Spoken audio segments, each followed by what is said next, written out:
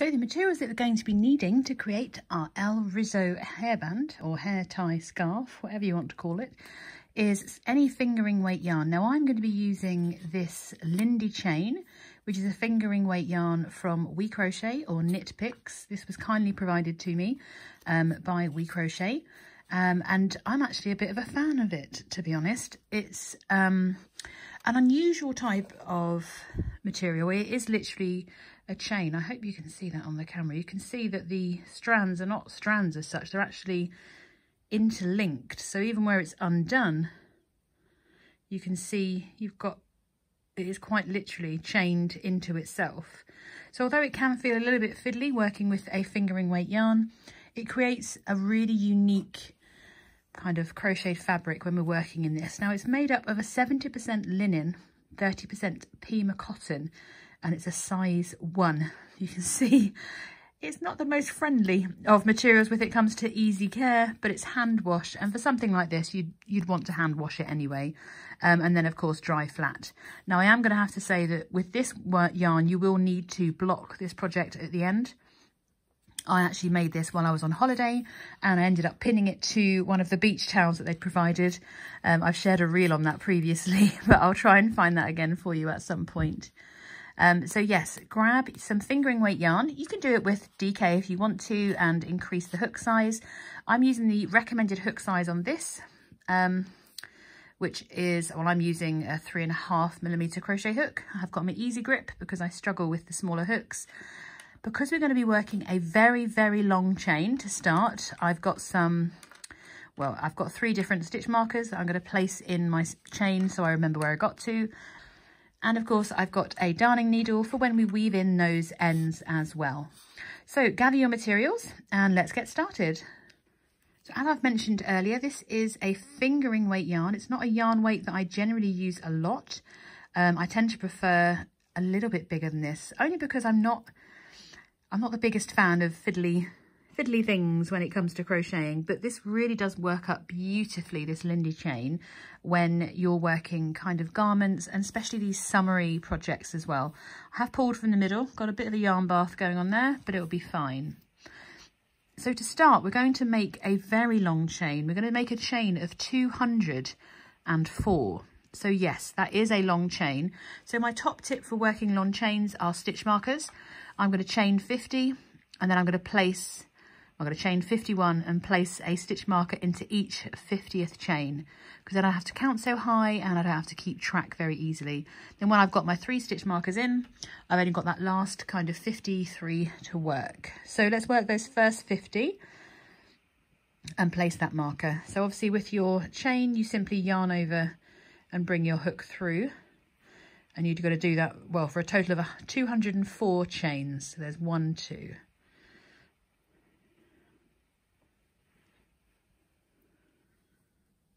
So that's number 49, 50. I make my 51st, and then I can place my stitch marker into the bottom of my, well, through the 50th chain that I made. I'm leaving the back loop out because I'm going to work into my back loops on the way back down. Then I'm just going to secure that stitch marker so I know that you already have a chain of 50. And I'm going to work, that's 51 already done. I'm going to keep going until I get to the 100 and place another stitch marker. So keep going all the way up until you have 204 chains, and then I'll meet you for row 1.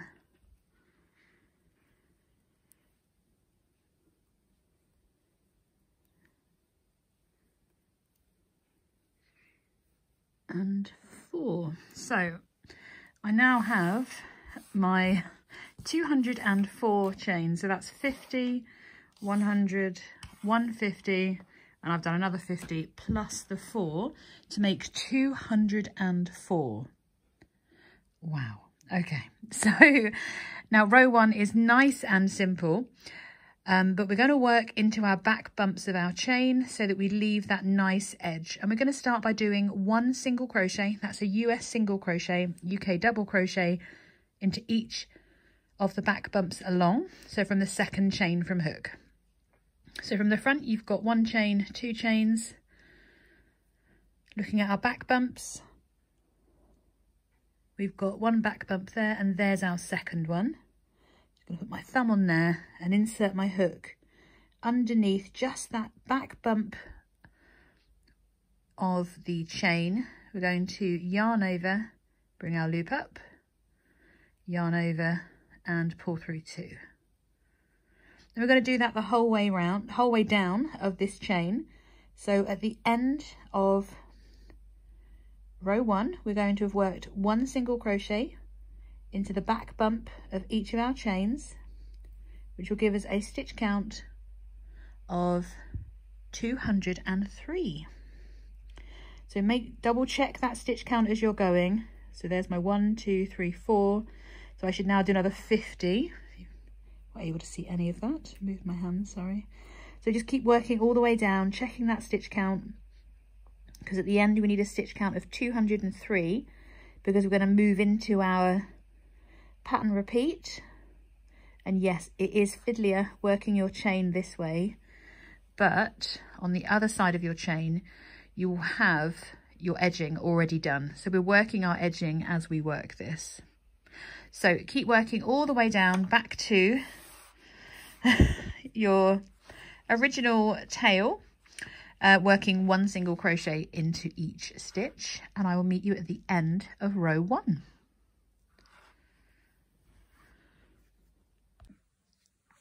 So at the end of row 1, you should have 203 single crochets worked into your original starting chain. Now I know that probably wasn't the most fun you've ever had when it comes to crocheting, but it's done now, and we're going to move on and on to row 2. So we're going to start by chaining 3, and then we're going to turn our work. Now this side that's facing us now that we're going to work into is our right side of this pattern, and you'll see why when we get to row 4, because that's when we're going to work the fabulous crossed, or what's it called, the front raised double crochet. But first of all, for row 2, we're just going to work a row of crossed double crochets. Okay, so we've done our chain 3. Now that does count as a double crochet, and we are then going to skip, so we don't count that one, we're going to skip the next 2 and then double crochet into the 3rd one along. So that's where our chain 3 is, that counts as our double crochet. We're going to skip that one, skip the next one, and work into that 4th one, working 1 double crochet.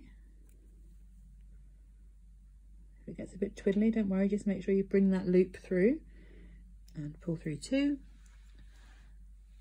And then we are going to chain 1, and then we're going to work into that. We're going to skip that middle stitch there and work back into that missed stitch. So we're going to yarn over, miss the middle one out, and insert our hook into that first of the skip stitches. Insert, yarn over, bring a loop up, bring it through, yarn over, pull through 2 loops, yarn over, pull through 2 loops. And that gives us, I promise you, our cross and our little chain in the middle there as well. And we're just going to repeat that the whole way across. So we'll do a few more together. So we're going to skip the next 2 stitches. So we've worked into that one. You can see you've got a post coming out of that chain there. So that stitch, sorry, you're going to skip 1, skip 2, and then we're going to double crochet into the next. Bring your loop up. Yarn over, pull through 2, yarn over, pull through 2. We're going to then chain 1, and then we work into the first of the missed stitches. So we're going to go into this one here. So we're going to yarn over, insert our hook, yarn over, bring your loop up and through, yarn over, pull through 2, yarn over, pull through 2. So it doesn't look like much now, but I promise it will once it's all straightened out. So we do that again, together. Oh, do that again together. I'm sorry, I don't know why I can't talk today. So you can see that we've worked into that stitch there. So we're going to skip 1, skip 2, yarn over, and insert your hook into that 3rd stitch along. Yarn over, bring a loop up, yarn over, pull through 2, yarn over, pull through 2. We then chain 1, And then we're going to work into that. See how it looks like I've skipped too many there? I haven't, because there is a stitch in there. So we're going to work into that first skip stitch. So not this one, but the first one that we skipped. So we're just going to yarn over, insert our hook, yarn over, bring up a loop, yarn over, pull through 2, yarn over, pull through 2. So it creates quite an open fabric with our cross stitches. You see how much better that one looks already. Let's do a couple more, just so we're not working into the wrong stitches. Hope you can see how this is a bit clearer. So you can see, it's all fingers and thumbs today. There's our gap. You can see that hole's got a bit bigger. We've worked into that, and you've got a post of a stitch coming out of that one. So yarning over, we've worked into that one. We're going to skip 1, skip 2, and work into that next stitch. Yarn over, bring your loop up, yarn over, pull through 2, yarn over, pull through 2, chain 1, and yarn over. And this time we've worked into that stitch. We're going to work into that first stitch that we skipped, leaving the middle one empty. So we yarn over, insert our hook, yarn over, bring a loop up, pull through 2, and pull through 2. So you're going to repeat that the whole way down this chain, and at the end of row 2 you will have 67 crossed double crocheted pairs and 1 double crochet each end, because our first chain 3 that we made counts as a double crochet. So keep working all the way along, all the way back down, and by the time you get to the very end, you'll just be working 1 double crochet into your last remaining stitch, and I will meet you at the end of row 2.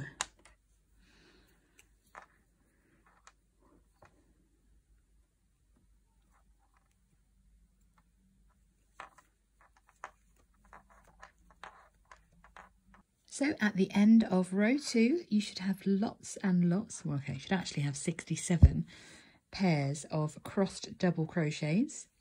Then, of course, at each end, you should have your double crochet. So you've got two double crochets as well, 1 at each end.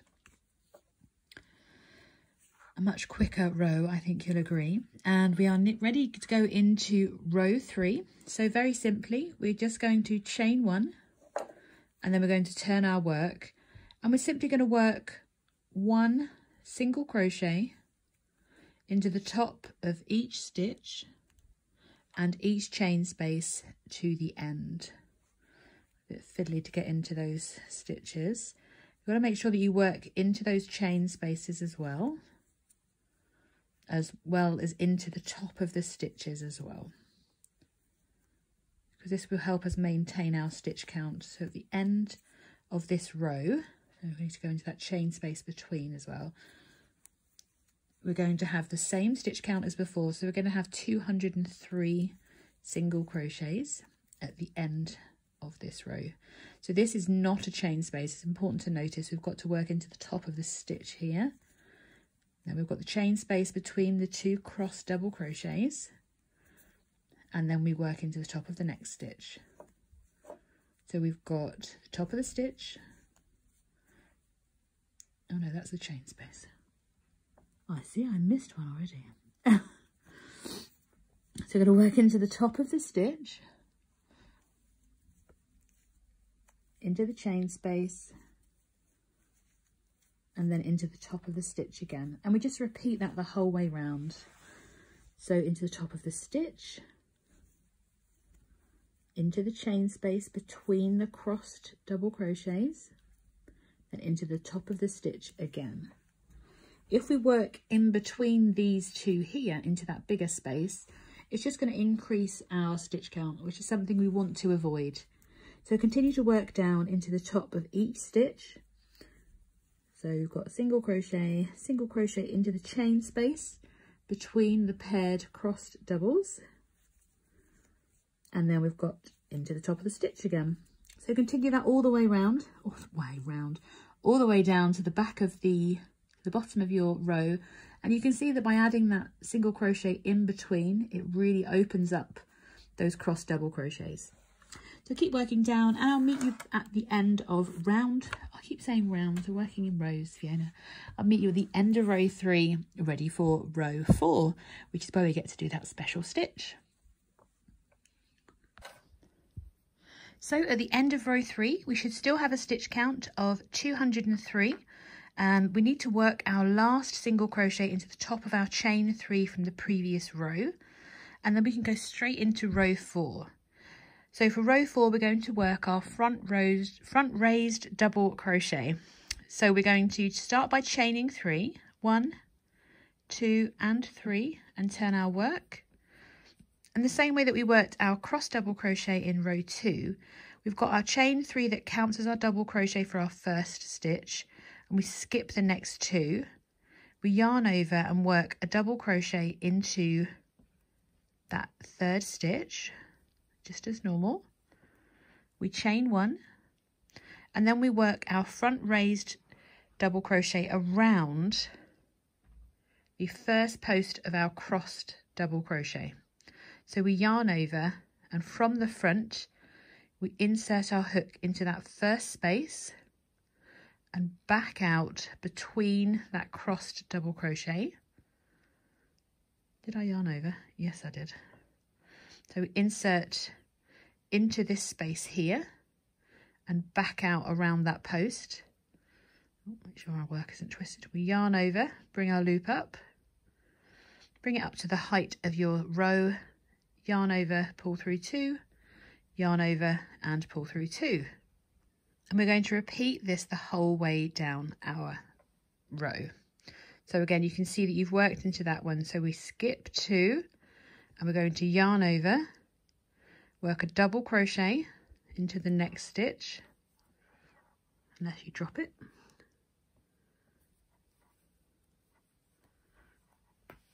And then we yarn over, and we're going to insert into this space here and back out the front around that post, or the first post of the double crochet cross.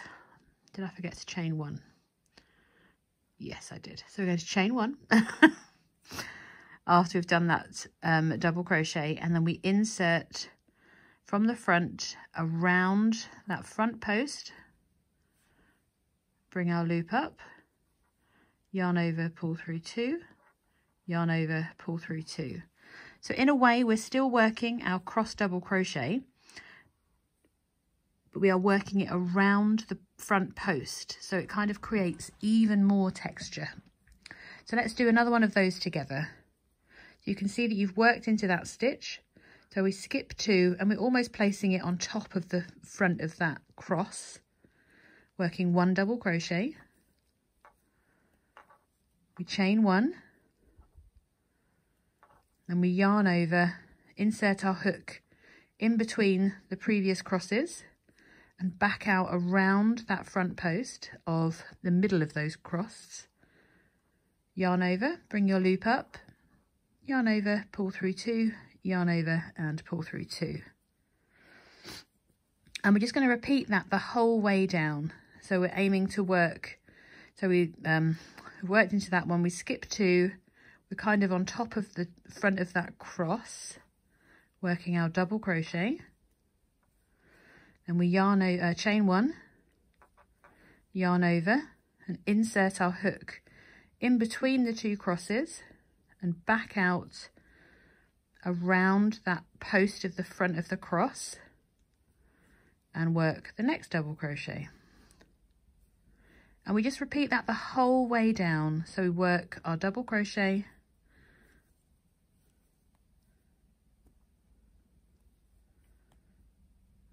chain 1, yarn over and work around that front post with the next double crochet. So repeat that the whole way down, and you can see the texture that's coming already. I love it. And I will see you at the end of row 4. So at the end of row 4, we should have 64 of our crossed front post, Front Raised Double Crochet is the official term for it. Whatever you want to call it, it's absolutely fine. So keep working all the way down and I'll meet you at the end of row 4.